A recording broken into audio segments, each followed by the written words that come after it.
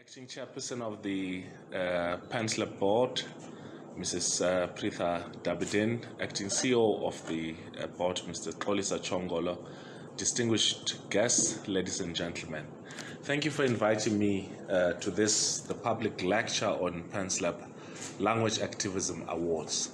The continuous engagements by our society of the importance of the language question and how we navigate through it post-colonialism and as part of the neo-colonial and post-apartheid South Africa will remain with us until such time that no one feels excluded from all facets of life due to language. In the past, the question of language was not only a political question, but also a critical economic and social question. Language was reserved a special place in the table of the colonizer and the oppressor as it helped assimilate the oppressed into their image. Central to the project of European colonization is the phenomenon of cultural imperialism. This essentially a process within which the colonizing group imposes its cultural values and practices on the indigenous people. The colonizing group does this with the aim to erase the cultural heritage and in particular the language of the indigenous people. The sum total of this act by the colonizing group is intended to result in something that is referred to as cultural hegemony, an existential state wherein the indigenous are the cultural captives of the colonizer. In decolonizing the mind, the politics of language in African literature, Ngugi wa Thiong'o makes the point that economic and political control can never be effective or complete without mental control. The domination of people's language by the languages of the colonizing nation was crucial to the domination of the mental universe of the colonized. The search for new directions in language, literature, theater, poetry, fiction and scholarly studies in Africa is part and parcel of the overall struggle of African people against imperialism in its neo-colonial stage. Ngugi helps emphasize the importance of language not just as an enabler to express ourselves, but also as a measure of the very essence of our being. As in most colonized societies, language has been central to our fight for liberation in South Africa. In April 1972, a student activist, Nkgopotse Tiro, took to the podium at a graduation at the University of the North and delivered a blistering critique of the apartheid system. One of the issues that Tiro raised sharply was the fact that black students at the University of the North were forced to study philosophy of education in Afrikaans. Tiro and his comrades may not have necessarily hated Afrikaans as a medium of communication, but they, despite it as assumption of violence, its exclusionary nature, and as part of the officialdom of the system that sought to keep them in colonial perpetuity. Tiro, as we know, was subsequently expelled, which ignited protests across the country.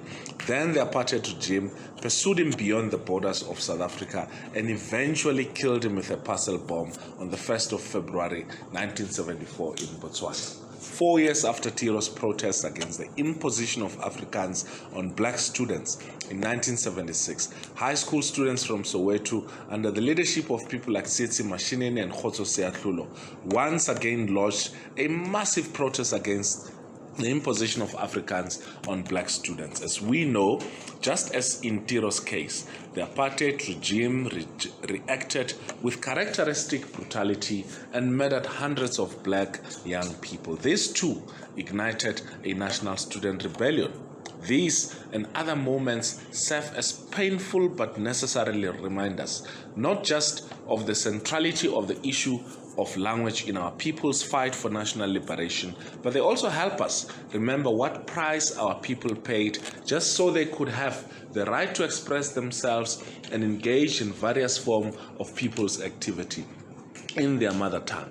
What also becomes clear from these two examples is the extent to which a colonizing group is prepared to go to entrench in cultural hegemony and what it is prepared to do to maintain its hegemony. A contemporary example of the extent to which a colonizing group is prepared to maintain its cultural hegemony is to be found in neo-white supremacist agenda of various forms of organizations, including some of the political parties represented in Parliament. It is therefore important that when those who lead our public institutions talk of our mother tongue promotion or multilingualism, that they understand and have a deeper appreciation for the historical context within which these must be practiced. As a response to this historical context, we recently gazetted the language policy framework for public higher education institutions.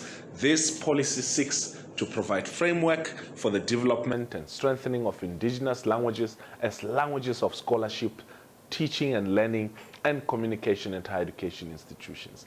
It's also intended to provide guidelines for the development, implementation, monitoring, and evaluation of institutional language policies, and more importantly, to contribute to transformation in higher education with specific reference to universities through enhancing the status and roles of previously marginalized South African languages to foster institutional inclusivity and social cohesion. This policy framework is informed by a number of factors. We realize that in higher education institutions, language policies continue to impede the access of many students, and in particular Black students.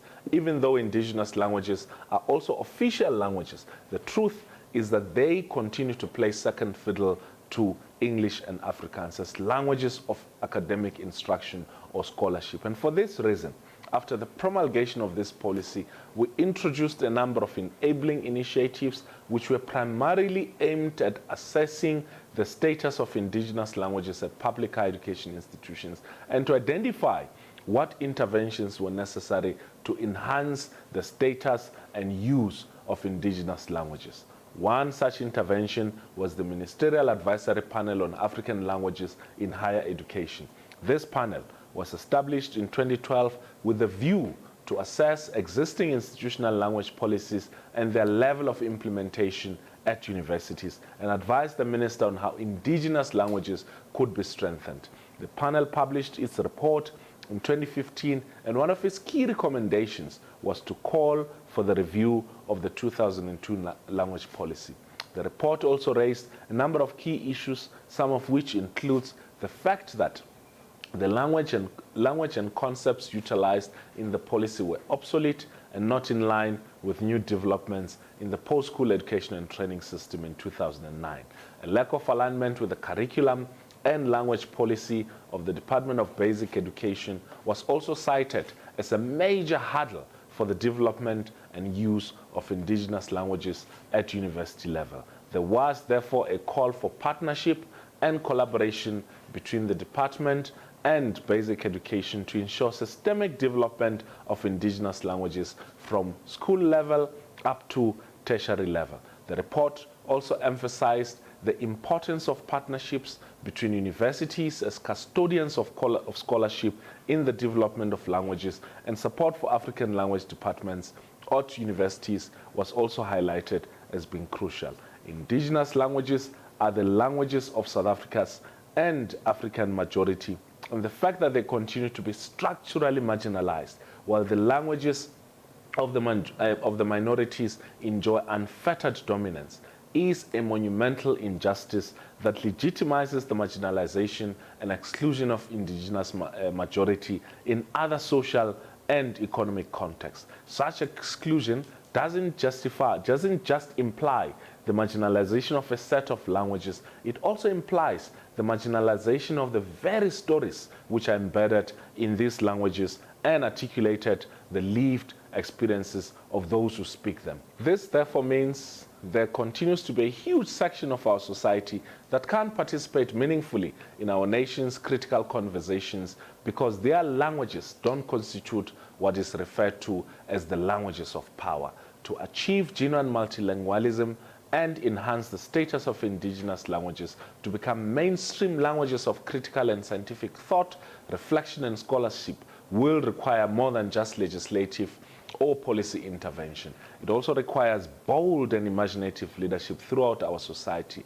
Language will forever remain central in dealing with the national divide and fermenting the realizable dream of a rainbow nation. For as long as language inequality persists in favor of the minority, there can be no meaningful talk of multilingualism or social cohesion in South Africa. Since you've declared February Language Activism Month, the month that Tiro died, it is perhaps fitting that I also conclude by once more borrowing from the wisdom of Ngungi, who declared, and I quote, "The call for rediscovery and the resumption of our language is a call for a regenerative reconnection with the millions of revolutionary tongues in Africa and the world over demanding liberation.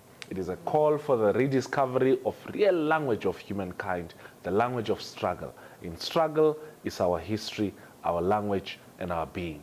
That struggle begins wherever we are, in whatever we do. Then we become part of these millions who Martin Carter once saw sleeping not to dream, but dreaming to change the world." Thank you for listening.